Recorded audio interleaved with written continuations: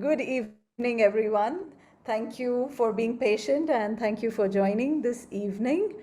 I'm very happy to welcome Michael Hanna, one of our artists of the CPB Edition 3.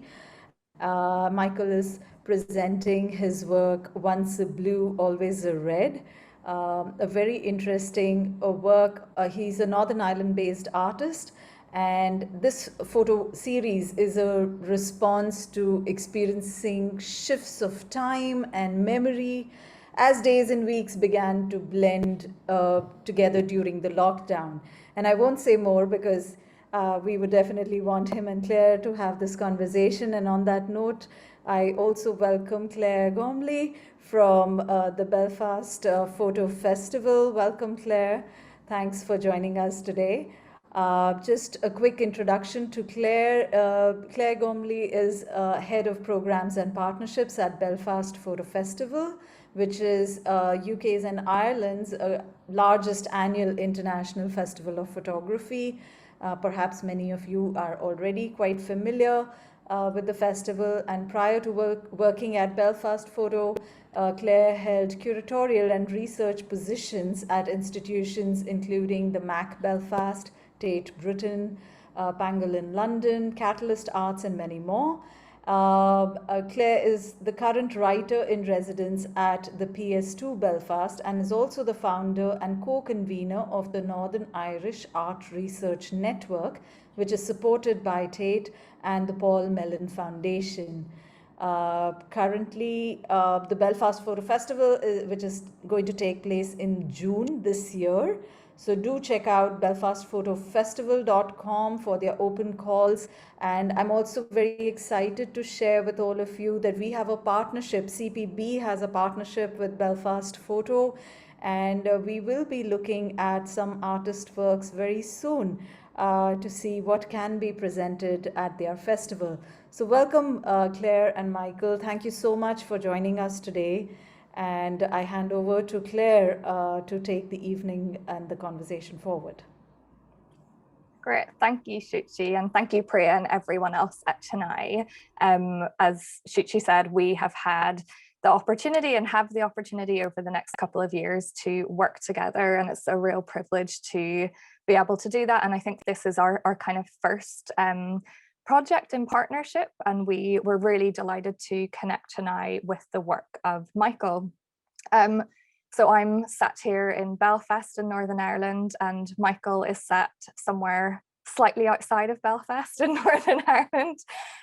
It's 1:30 for us here, but yeah, good afternoon and good evening to everyone who's joining us, and thank you so much for being part of this conversation today. Just to start off by saying we would love for everyone watching to feed in with their questions and be part of the conversation. So please do, as you're listening, if any questions come to mind, just pop them in the chat or the Q&A, and we'll make sure that we address those later on in the discussion. But I'm really delighted to be here talking to Michael today. Michael is an artist who I've known very well for the past number of years, and on a number of occasions, Michael and I have had the opportunity to work together. And I think a number of guises, Michael, sometimes kind of artist curator, and at other times as programmers, because you also do some work around programming and curation yourself. This project, though, is something that, again, I think we were talking before, I've been very connected to this project from the beginnings because it had its origins at the MAC in Belfast, which is a contemporary art centre in the centre of Belfast City, where I was working at the time, which was at the beginning of the pandemic when this project was initiated as a kind of online commission, really, in response to what was happening in those very early stages of the pandemic when Northern Ireland, like most of the world, had gone into very severe lockdown. So I both was working at the MAC at the time, but also I kind of feel primarily have been watching this project as an audience member and as an observer over what is now its kind of ongoing lifetime, because, and I think we'll talk about this further, Michael, but it's now had a number of different iterations, which I think adds real kind of complexity to the work and how it operates and the affect. But I think if we kind of begin to start talking about the origins of the work, which was you were approached by the MAC to conceive of a project really in response to the pandemic and the lockdown and the conditions of that time. And I think the project really beautifully reflects on, I mean, I was going to read out a quote to begin with because it's something to do with the kind of monotony of that time. And that's something, there was a quote released on the MAC website that spoke to that. And I think I've been thinking a lot both about how the project reflects on monotony, but also that kind of operating in tandem with the kind of like immense like terror and fear of the time and the unknown. But then on the other hand, that kind of operating within this very controlled sense of monotony. And just before kind of handing over just to hear a bit from you about the origins of the work, I was just going to quickly read out this quote for everyone because I thought it's really an interesting just to bring us back to that time and what it felt like. It's a quote that you referenced by Joshua Foer from his book Moonwalking with Einstein, The Art and Science of Remembering Everything. And it says, monotony collapses time, novelty unfolds it. You can exercise daily and eat healthily and live a long life while experiencing a short one. If you spend your life sitting in a cubicle and passing papers, one day is bound to blend unmemorably into the next and disappear. That's why it's important to change routines regularly, take vacations to exotic locales, which at the minute seems very far off still, and have as many new experiences as possible that can serve to anchor our memories. Creating new memories stretches out psychological time and lengthens our perception of our lives. And I guess, Michael, I just wanted to ask you, to chat a bit about the origins of that project and kind of its rooting in some of those ideas. Yeah, thanks, Claire. So I thought maybe the best way to do it is, for some people maybe haven't seen the work, I can show some images and just talk through the kind of basic structure of the project first. Yeah, absolutely. Okay.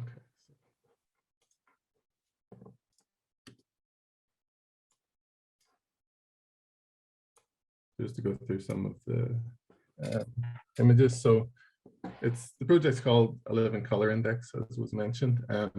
It's a photo series which took place over 49 days at the start of lockdown.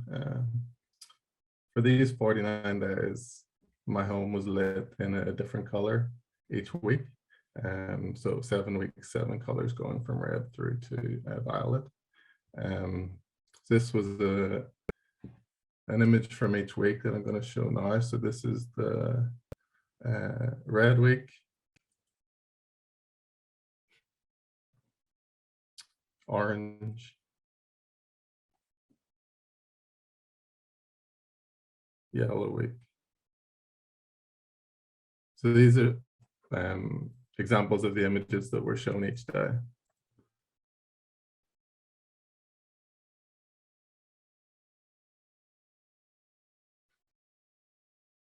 And they were shown on the Instagram feed of the MAC initially. So here you can see sort of how it looked with one of the images, and alongside one of the images, there was a quotation included each day, and that was on the topic, well, topics ranging around the idea of space and time and perception and memory.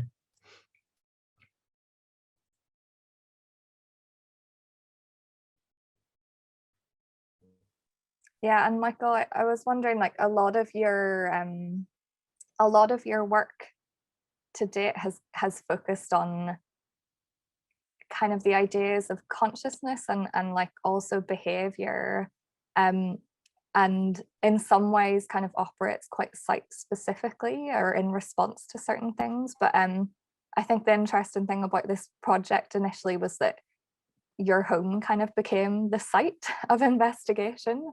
And in terms of that investigation into kind of consciousness and behavior, I suppose you and your partner became the subjects of the work. And I wondered how did it feel in the moment to be also kind of performing that in a very live way. So these images were going out every single day. You were producing, and then an image was being published alongside the quote.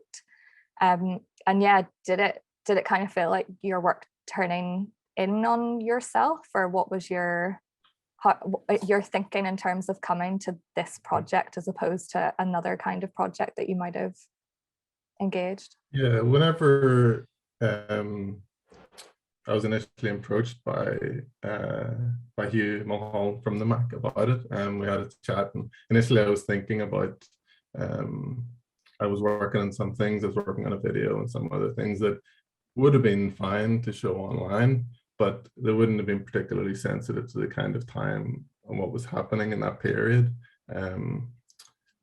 Along with that, there was a huge amount of work online at that point. A few weeks into lockdown, it seemed that, you know, galleries were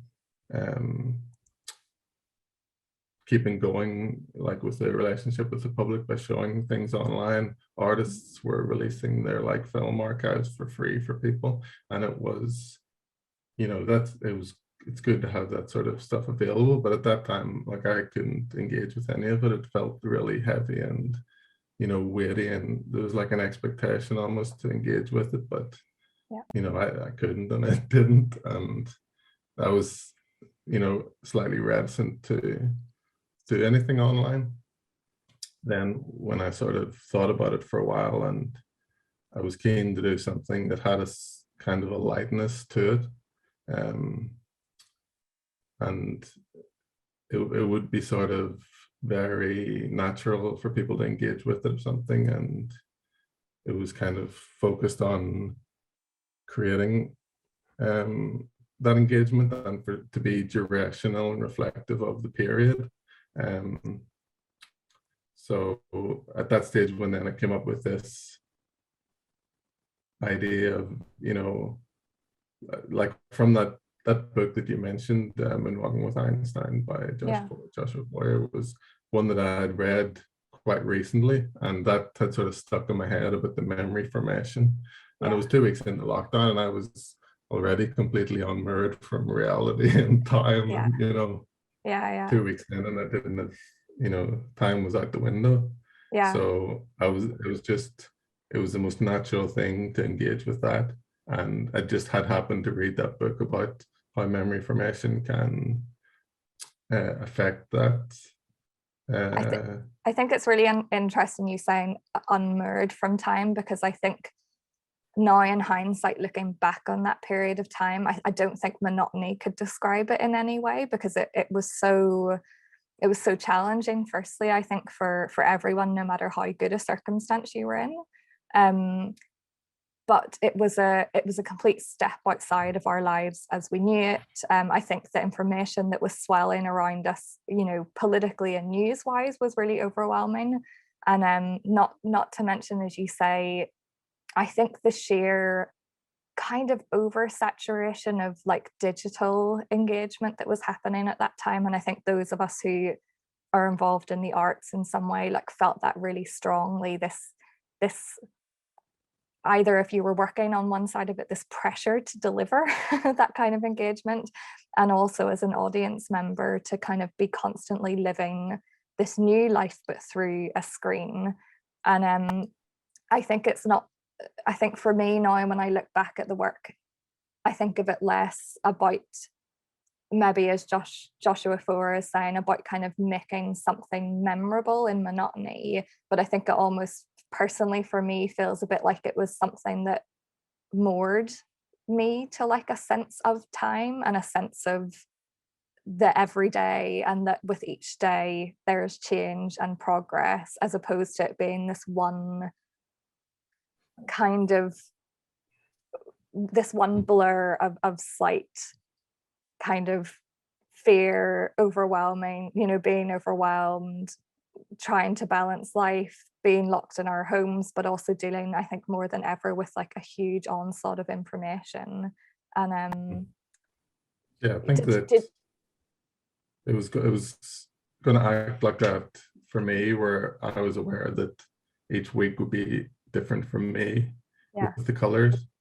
But I suppose I didn't really think about, you know, it is going to people every week, and if it's coming up on your feed every day, it's also functioning like that for other people as they see the progression week by week. And Yeah. you know, at some points it felt really fast, and some points it felt like it had been going on forever, and it was like, yeah, it did change the relationship I was having with time at that point.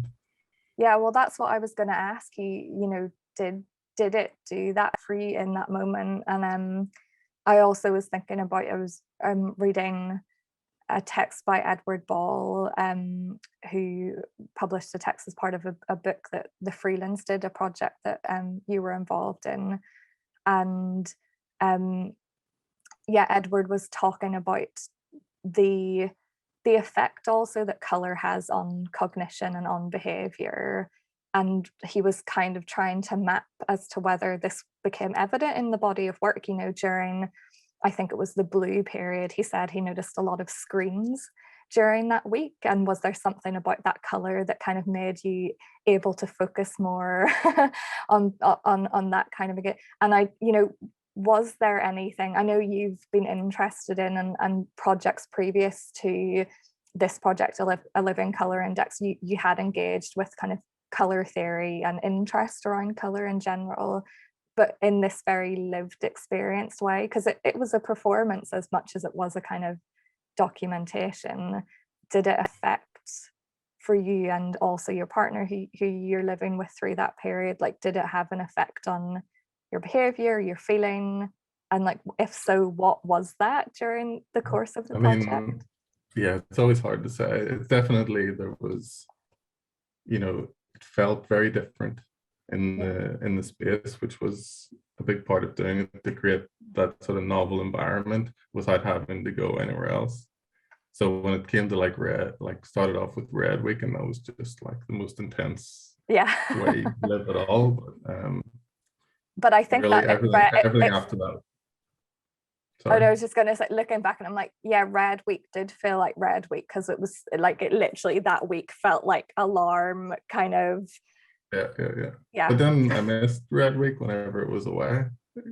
It was like, it was surprisingly kind of cozy rather than, you know, it didn't feel like an emergency color or something. It was just like really cozy atmosphere and stuff, which was, you know, I didn't know what to expect with it really, but I thought it would be more difficult, and it wasn't. But yeah, you know, like, so some of the other stuff I'd done before with color, where it was sort of bigger atmospheric installation work in galleries, and it tended to be that people would say, the sort of feedback would be, this feels like an experiment's being conducted on me, but I don't know what it is, would be like a general piece of feedback. And you know, that was sort of unsatisfying for me as a response to the work, you know. So from that, this work and some other work have been a lot more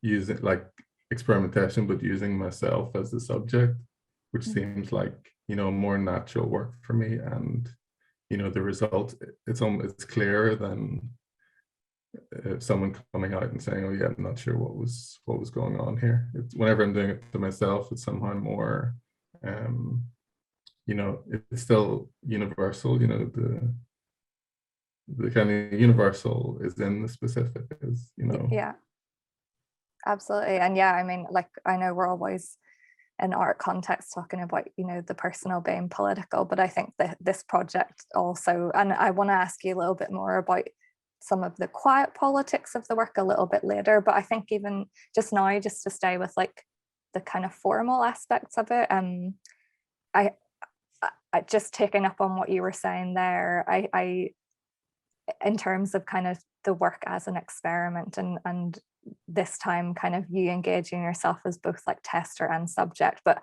I think I've always been interested in your work, how I think you thrive as an artist in kind of often being given quite a challenging set of like frameworks or circumstances, and oftentimes it feels like a lot of your work comes out of this desire to like problem solve in a particular moment, which obviously with this project and in that moment of time, I think generally there was a kind of a lot of and I was conscious of this at the time, working at the MAC and kind of, you know, also other institutions that you know across the world, seeing artists being engaged in these projects that were in some way meant to like continue an engagement with audiences on behalf of institutions, but also speak in a moment to the moment in a certain way, and like the pressure of that. But I also, even just the kind of the framework of having to create a work for a digital space, whether that, you know, it ended up being a kind of a project that was delivered on Instagram, but it seems like you quite enjoy kind of being offered up the challenge of a particular framework and thinking about how, yeah, you can perform within that. Yeah, definitely. I mean, the more restrictions, the better, almost, you know. It just seems to, whenever I'm given something like that, where there are significant restrictions, criteria, whatever, the work really develops, takes its form quite fast. And a lot of times with the rest of my practice, you know, things are kind of explode outwards and, you know, become sort of overwhelming in scope. Whereas working within kind of specific guidelines, restrictions, yeah, I find that it comes together fast and it tends to work well in those sort of circumstances. Whether it's like another one was where I was invited to respond to the photography archive at Belfast Exposed, where they've got an archive of like 500,000 images from the past 30 years of Northern Ireland. And just to sort of sitting down with those as a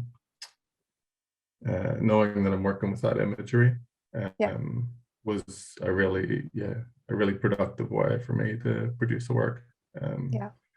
So yeah, things like that. With this, then it was, you know, another type of restriction, and yeah, there's less options, so you can find one that's going to work faster, I think. It's really, because yeah, there are these very kind of tight set of structures or restrictions that you often work within, but then on the other side, I think your work is just injected with so much kind of subjectivity and you know, thinking back, I know people listening will not be aware of that project, which was your short videos about learning, I think, or probably getting the title wrong there. That's the one. Short films about learning. That was about Belfast Exposed. Yeah, and then also with this project, obviously you're literally inserting yourself into the imagery and your life, and you know, really kind of like it's something that I think we're all very used to now, sitting in front of a screen and having people see our lived environments in the background and being much more familiar with that. But I think at the time that wasn't happening, and every day for your life to be exposed to like on a very wide public platform of a kind of public institution, you know, I think that's that kind of friction between those two elements of the work, the kind of structure of like the frameworks that you're adhering to, and then the insertion of the kind of personal and the subjective is really interesting territory. Yeah, like I don't like overshare a lot of stuff on social media. I think it's probably the kind of stuff I shared, but in another sense, like once it's kind of framed as an artwork, and I check with Shelby, my wife, if it's all right. Wife, yes.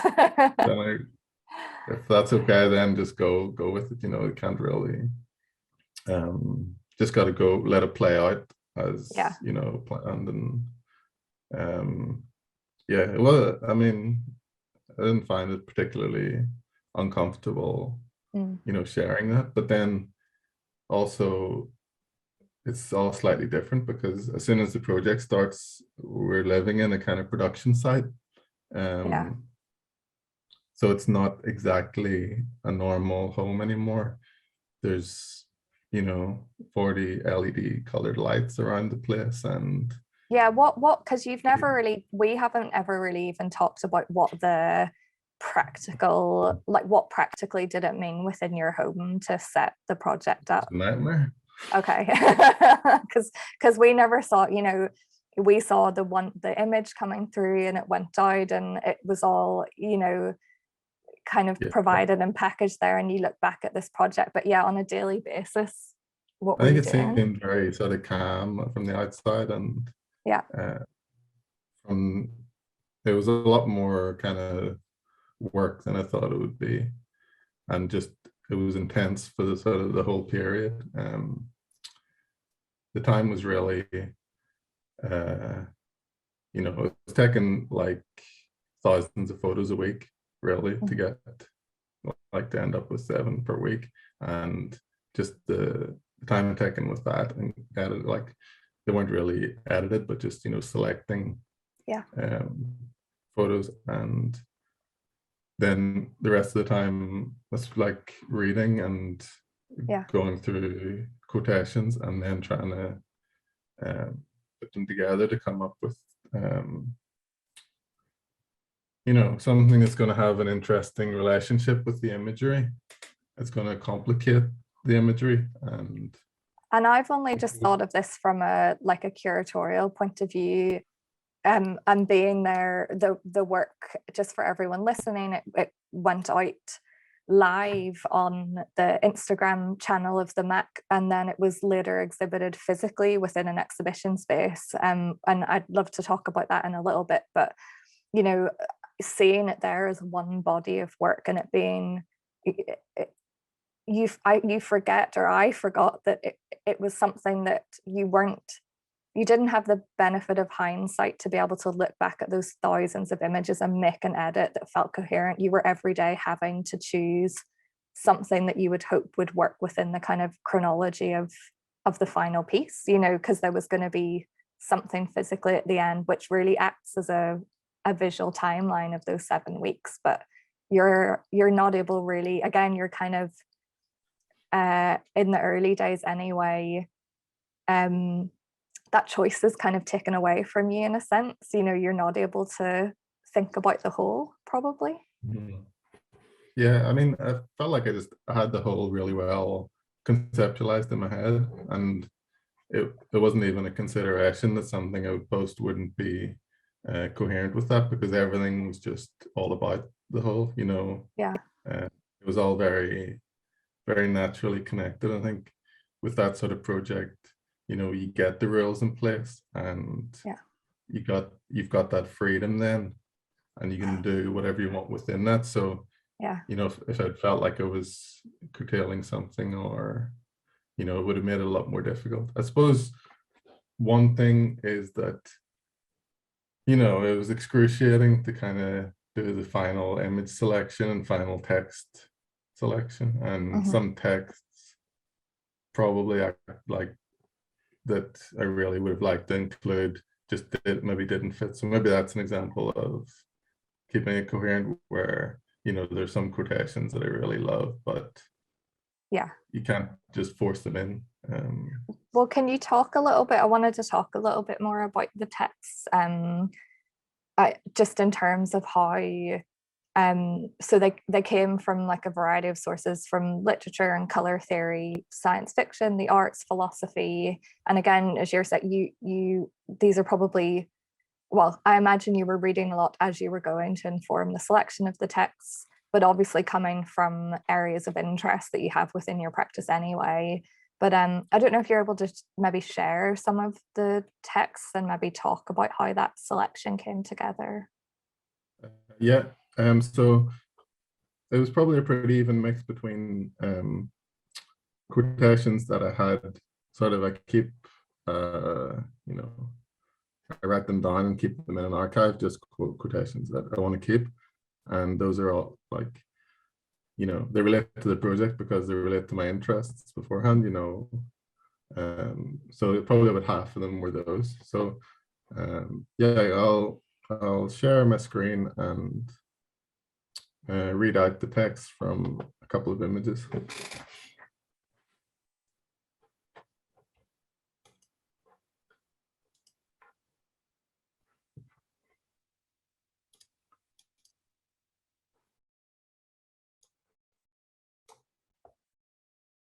Okay, so this one is 12th of May, 2020, Orange Tuesday.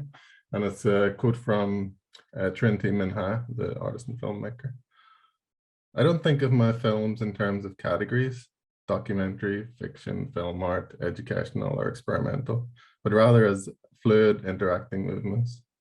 The first is to let the world come to us through an outside-in movement. This is what some call documentary. The other is to reach out to the world from the inside out, which is what some call fiction. But these categories always overlap. I wrote, there's no such thing as documentary because it's illusory to take the real and reality for granted and to think that a neutral language exists, even though we often strive for such neutrality in our scholarly work. To use an image is to enter fiction.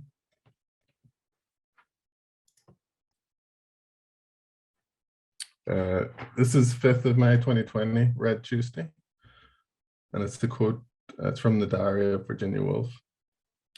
I can only note that the past is beautiful because one never realizes an emotion at the time. It expands later, and thus we don't have complete emotions about the present, only about the past. And one more. This is 15th of June, Violet Monday, and it's by Italo Calvino. It's a quotation from Invisible Cities, his book. The city of Leonia refreshes itself every day. Every morning, the people wake between fresh sheets, wash with just unwrapped cakes of soap, wear brand new clothing, take from the latest model refrigerator, still unopened tins, listening to the last minute jingles from the most up-to-date radio.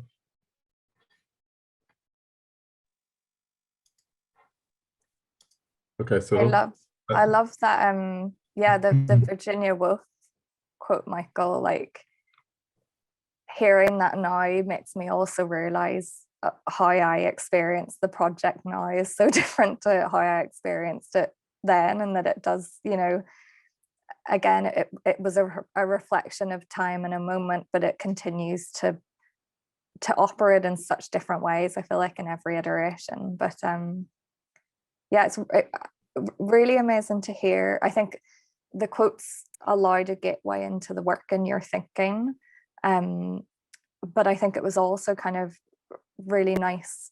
It was also, I suppose, just a gateway into your kind of practice generally, and I think that's often something that we don't get a glimpse into. You know, artists they bring so many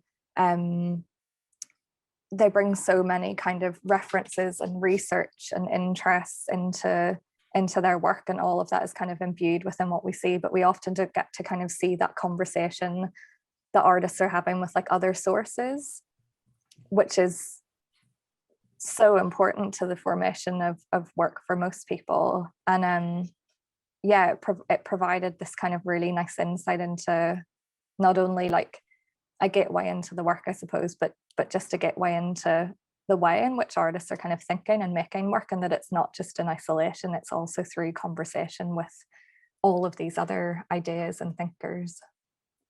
Yeah, I mean, it felt like it would be a much richer experience for people to get that every day than just the image, which you know, it's on its own. Just getting that daily is a bit more closed off. Than hopefully the quotes, you know, open it up and have a more inclusive, generous feel about the whole thing. You know, yeah, that was the thinking behind it. That, you know, once I was planning to thinking about just posting the image every day, I knew that wasn't on its own wasn't going to be, you know, sufficient to give people a rich experience.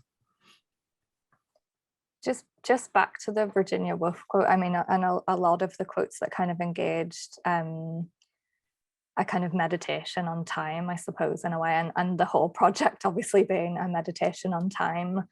I think in lead up to this kind of, I've been thinking a lot about those different iterations of the work. So the work when it was first commissioned and went out live every day, and the kind of particular effect of that. And then obviously it's kind of had these different iterations and continues to. So it was shown then in the MAC as a physical exhibition a few months later, which, yeah, you may have, oh, brilliant, you have some images of. So, and again, I think everyone here can start to see that it does start to operate as kind of visual timeline. So again, it has a formally, and I think in terms of its affect, like strikingly different. And then here we are again back in a moment where kind of having a digital presentation was necessary. And then you have another show coming up, which this work will be part of at the Crawford Gallery in Cork in Ireland, which I think is it opening this week, Michael, or very soon? Yeah, it's opening on Saturday. There's no like opening night, it's just opening. So I don't know if we have many Irish audiences here, but just in case. I think it's on until June down there. And yeah, I heard that the room will be painted dark blue, I think, entirely, where it's being presented. So interesting. Yeah. Well, yeah, it'll be again interesting to see how in a different setting. But I think the project has, to me, just become more fascinating over time. Because I think its liveness was what made it exciting in the moment. And now what makes it exciting is that it's an archive of a very particular moment in history. And I think one that records something that was kind of both globally felt, but obviously very particular in its circumstances for everyone. But also with every kind of different showing of this, and again it being part of Chennai and it being on the online platform, that kind of oscillation between like the virtual and the physical, but also how its lifetime as a project has kind of ridden the waves of this pandemic in a really strange way. But now I think I think when I saw it physically in the gallery and now looking at it again, at this moment in time, when, 2 years on, I think we're all beginning to get to a point where we're kind of both able to look back and reflect on that moment and the difficulty of those early months, but also still like just the uncertainty. And I think, I think if anyone had told us that we would have been in this position 2 years ago, still kind of oscillating between lockdown life and, more and more freedoms kind of ebbing in, but not knowing if they're going to be taken away at any moment. I think it does just become this really something that kind of time and the particular time of the pandemic and whatever it has done to, as you say, kind of unmoor us from time. Like, I think it continues to reflect on that. But I am really interested now in how it operates as an archive of a moment, and a kind of particular recording of a moment in history that, you were kind of trying to make unmonotonous. And of course, when we look back on it now, we're like, none of us are ever going to forget that time. But I think also there's one interruption in the timeline or the sequence of the color spectrum, which is one blackout image, which corresponded with the Blackout Tuesday, with the Black Lives Matter movement and the protests that were erupting, particularly across North America, but really globally. And I think I wanted to kind of ask you about like the kind of quiet politics of the work in that way. I think one thing it did for me at the time was to kind of signal and to remind us as well now, because I think it's very easy through the lens of time across this pandemic as we're gaining more and more freedoms and life is getting back to kind of quote unquote normality in some sense, that, you know, it recorded a particular experience of the pandemic, and one that a lot of us were lucky to go through, which was a kind of luxurious and quite privileged experience of it, which was that we were able to lock ourselves down and to live safely within our own homes. But of course, across the world, there was civil unrest erupting, and some people did not have the luxury of that. Some people were not able to we're not able to shelter at home, and for various reasons, whether it was to work, to make money, to protest, were out on the streets and out working. And I think there's just something really poignant in, I think for me, that black square reminds me of the particularities of that moment, that it wasn't just, obviously that was all interconnected with and enmeshed in the pandemic, but it wasn't, you know, it wasn't just that. There was much more politically kind of, it was a feverish time politically.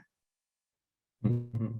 Yeah, that I guess along with the dates in the work, that's another way where it is sort of set in time. Because yeah, it's not necessarily that you would remember when that date was, you know, compared to lockdown other times. But yeah, I remember, I think like Hugh from the Mac got in touch with me beforehand, before I'd heard about the plan for the Blackout Tuesday, and he kind of suggested it as part of the work, and we talked about if it would be appropriate, or, you know, to not do anything that day, or to carry on as normal, or to put this up. And yeah, it definitely seemed like, after discussing it, the best option would be to do it that way. And yeah, it gets that, and then it gets wrapped up in the project going forward, which is it does. Yeah, and I think it reminds us that I think in so many ways with the pandemic, I think it reminds us that we can't look back with a kind of you know, of course, we're those of us who've made it through kind of physically or emotionally or in whatever way unscathed are very lucky, but I think it is a reminder that though it was a step out of time, and in a way a time that we were all living in a much more kind of isolated way than we have been, that that there was something active, and it was also a moment of change, and that is hopefully still ongoing. But I really kind of, again, it just it really poignantly, I think, for me, speaks to that that time period. Well, you were like researching that sort of resistance, and your show at the Mac, that was related, was it?